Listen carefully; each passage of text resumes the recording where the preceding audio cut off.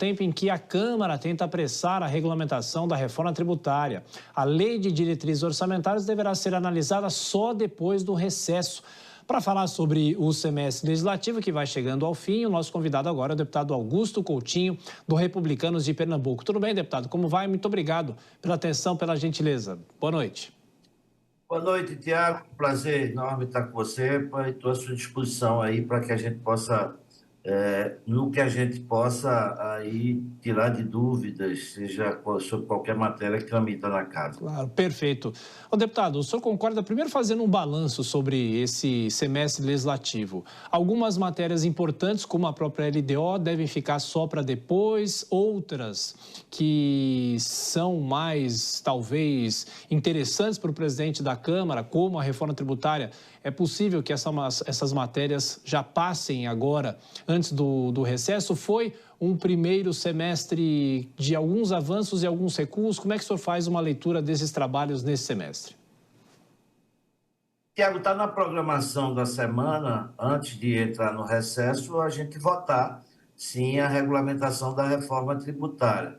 Eu acho que se a gente conseguir efetivamente finalizar a votação, é um grande feito para o Brasil e é um semestre de se comemorar muito. Né? A reforma tributária é uma coisa que é uma matéria que já se discute há muitas e muitas décadas, a gente nunca conseguiu avançar.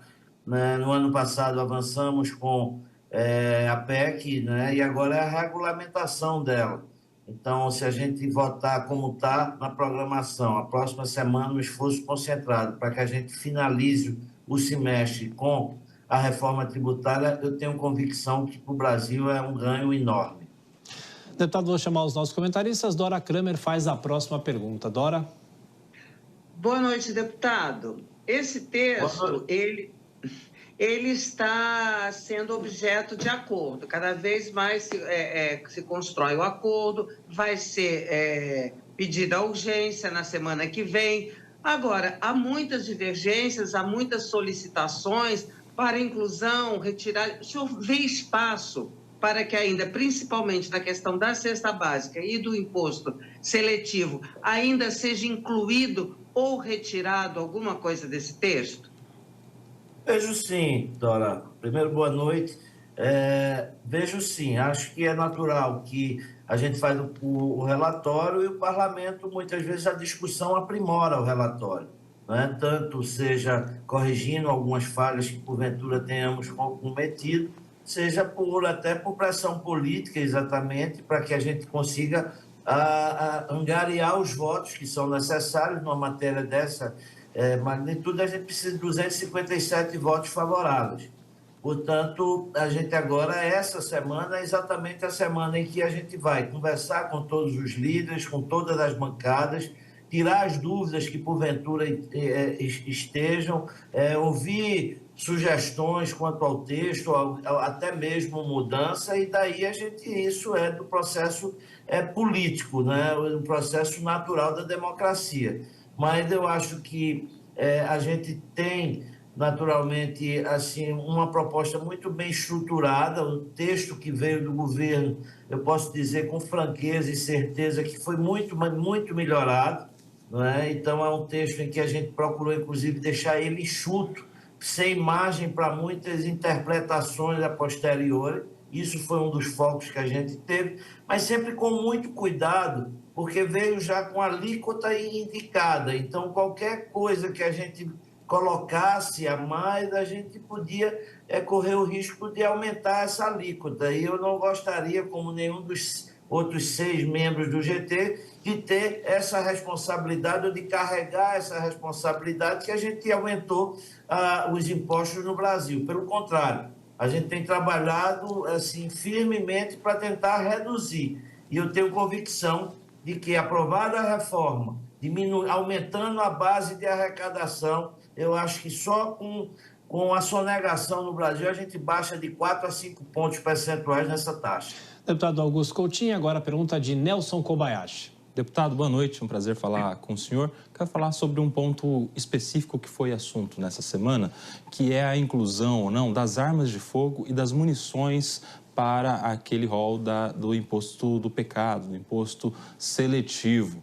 Há alguns especialistas que dizem que seria, inclusive, inconstitucional se recaísse sobre as armas o tal do imposto seletivo, porque, segundo a reforma tributária, a emenda constitucional, a arma não é nem insalubre e nem faz mal ao meio ambiente. Na sua avaliação, isso vai adiante, a retirada das armas do imposto seletivo? E qual é a projeção de votação e a sua posição pessoal a respeito disso? Ô, Nelson, boa noite. Eu, pessoalmente, acho que a gente não poderia contaminar um tema tão importante para a economia do Brasil com uma questão ideológica. Essa questão da arma é ideológica. Tem gente que concorda, tem gente que discorda. Eu, pessoalmente, eu colocaria a arma... eu acho que a arma tem de se ter controle, sim. Mas esse não é um tema e foi... por unanimidade de todos os deputados, a gente não vai puxar um tema ideológico desse para discussão de uma matéria, porque senão ia se resumir, na verdade, como um dos temas importantes da reforma tributária era se ia taxar ou não arma. E isso não é a questão. Eu acho que o embate ideológico o parlamento tem de enfrentar e é preciso que enfrente, mas no momento certo, com uma matéria que não tem nada a ver com essa da reforma tributária. Portanto, nós nem pensamos em trazer essa matéria e colocar ou não essa matéria, porque todos nós concordamos que a gente não deveria contaminar o tema, um tema tão importante para o país, com uma questão ideológica. Ô, deputado, e mais uma questão sobre a lei de diretrizes orçamentárias. Por que a Câmara, especificamente o Congresso, esse projeto não será aprovado nesse semestre legislativo? Tiago, porque, na verdade, dentro da agenda, a LDO é muito importante, mas há de convir que a reforma tributária, a gente está discutindo ela há mais de 30 anos. E a gente tem no Brasil um dos piores sistemas tributários do mundo, né? Entre os 10 piores sistemas está o nosso brasileiro. Então, eu confesso que, como prioridade, é muito mais importante a gente enfrentar esse tema da reforma tributária para que, no próximo semestre, já vá para o Senado. Há de convir que é um ano eleitoral e tem uma certa dificuldade, ou seja, maior de quórum. E depois essa matéria, certamente uma matéria com essa complexidade, vai voltar para a Câmara dos Deputados. E voltando para a Câmara dos Deputados, ela vai ser novamente. Então, a gente conseguir terminar 2024, finalizando a reforma tributária, eu tenho certeza que é um ganho enorme para o nosso país, é um ganho enorme para a nossa economia, para a geração de emprego e para a melhoria da condição do povo brasileiro. Deputado Augusto Coutinho, do Republicanos de Pernambuco, muito obrigado pela entrevista à Jovem Pan mais uma vez. Bom descanso, bom fim de semana. Tiago, um prazer, um abraço para a Dora e um abraço para Nelson. Foi um prazer, a gente está aqui à disposição. Só lembrar uma coisa, hoje foi até questionada a questão de ter incluído ou não o carro elétrico. Sim. Né? E eu acho que foi uma medida acertadíssima que nós fizemos. O carro elétrico não tem esse desapego ambiental que se diz tanto, né? Ou seja, o descarte da bateria do pneu é um problema. E a gente não pode também não preservar a nossa indústria nacional. Só esse ano houve um aumento de mais de 500% da importação de carro elétrico para o Brasil. Não é justo que o carro que é produzido aqui, gerando um emprego aqui, trazendo o imposto para cá, ele seja taxado e o carro elétrico não seja. Não é nem um pouco justo. Eu acho que a gente tem de preservar a nossa indústria nacional, a gente tem de ter o cuidado, porque, inclusive, Sim. O próprio Estados Unidos, que é um país de uma economia ultraliberal, ele já taxou e já fechou a sua porteira para esse número de carros que está. E a Europa fez a mesma coisa. E o Brasil não podia deixar e passar isso despercebido. Então, era só um ponto que eu acho que é importante e que, às vezes, as pessoas só podem estar olhando o tema do carro elétrico no foco ambiental. E tem um foco econômico que é importantíssimo, é um foco Perfeito. que efetivamente que gera muito emprego para o nosso país. Obrigado, deputado. Até a próxima. E a gente continua falando de